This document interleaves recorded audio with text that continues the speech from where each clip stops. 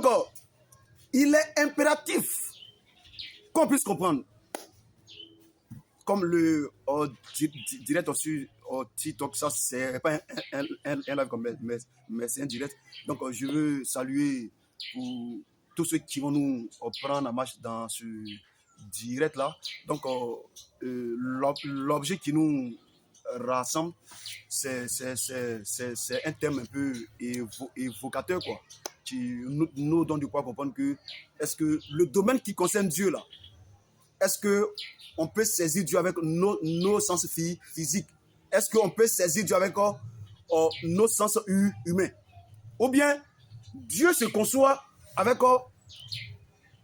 le sens de la foi? Ou bien c'est de ça qu'on va débattre ce soir-là. Est-ce que le jugement de Dieu là, c'est avec nos sens matériels? Ou le jugement de Dieu, c'est avec nos sens spirituels? Parce que dans cette démarche-là, mais aujourd'hui, quand nous voyons bien les réseaux sociaux, là, nous avons l'impression que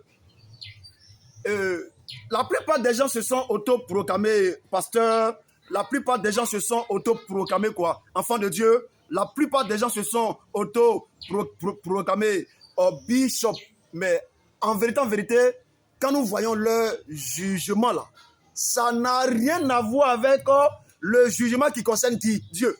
1. La Bible dit, dans Jean chapitre 4, le verset 20 au verset 21. Oui, il faut lire. Donc, le jugement de Dieu là, est-ce que c'est un jugement selon l'homme ou bien c'est un jugement selon Dieu lui-même? Oui. Jean chapitre 4. Oui, le verset 20 au verset 21. Nos pères ont adoré sur cette montagne. Oui. Et vous dites, vous, que le lieu où il faut adorer est à Jérusalem. Oui. Femme, lui dit Jésus. Crois-moi. L'heure vient où? Ce ne sera ni sur cette montagne. Ni à Jérusalem. Que vous adorerez le Père. Vous adorez ce que vous ne connaissez pas. Nous adorons ce que nous connaissons. Car le salut vient des Juifs.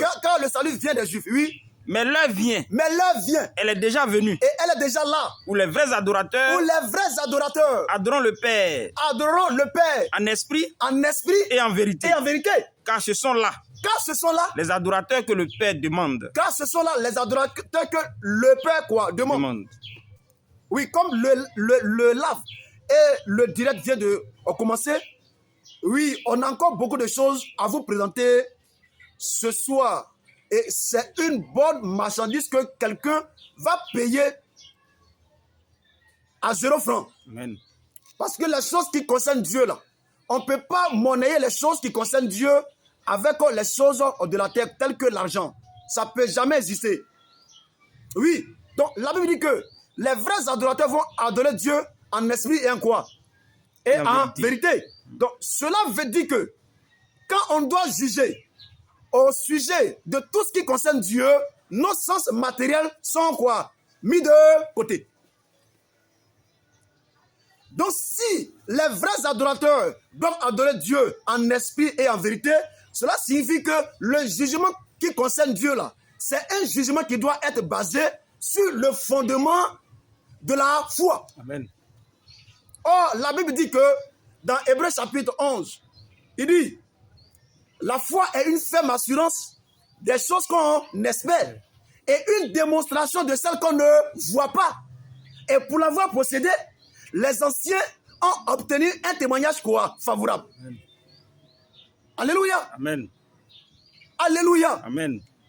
Donc aujourd'hui, là, le jugement des chrétiens, là, c'est fait avec les sens matériels, c'est-à-dire à savoir le sens d'homme, ou bien c'est fait en fonction de la foi. Amen.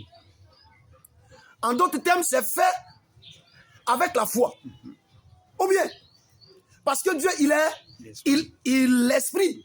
Ou bien, donc quand on voit que quelqu'un est devenu enfant de Dieu, c'est pas son apparence quoi, physique qui est devenu enfant de Dieu. Donc si c'est pas son apparence physique qui devient quoi? Enfant de Dieu. Donc, c'est quelle apparence de l'homme qui peut être enfant de Dieu? Amen. En d'autres termes, c'est l'apparence qu'on ne voit pas. Donc, ce qu'on ne voit pas là, c'est quelle entité de l'homme? C'est son esprit, c'est son âme. Amen. Ou bien, Amen. La preuve du contraire, quand quelqu'un meurt là, on dit quoi? La personne a rendu l'âme. Mais est-ce que quand l'âme sort de la personne là, est-ce que nos sens matériels voient que l'âme est sortie? Non. Ou bien, or c'est l'âme qui est engendrée, c'est l'âme qui naît de nouveau. C'est pas ce corps là. Donc alors quand on